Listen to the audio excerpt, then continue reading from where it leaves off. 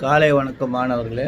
இரும்பு இருக்குல்ல, அந்த இரும்பு அதில் கார்பன் அதிகமாக இருக்கிறதுனால இரும்பு உடனடியாக உடைந்து விடுமா. ஸோ அந்த இரும்பில் இருக்கிற கார்பனை எடுத்துட்டா அந்த இரும்பு ஸ்டீலாக மாறிடும்.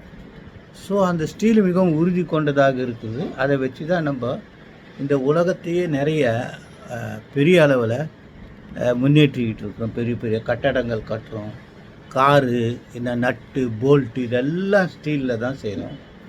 இதை ஸ்டீல் ரீசைக்கிள் கூட பண்ணலாமே, அகைன் அதை உபயோகப்படுத்தலாம் அப்படின்னு சொல்லியிருக்காங்க.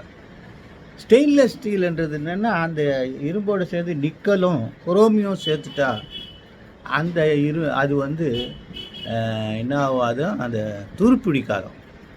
ஸோ அதனால் நிறைய பொருட்கள் ஸ்டெயின்லெஸ் ஸ்டீலில் உபயோகப்படுத்த, கட்லரி, டேப்ஸு, சீவிங் பின்னு, ஊசி, கத்திரி வச்சு உபயோகப்படுத்துகிறோன்னு சொல்கிறாங்க. காலை வணக்கம்.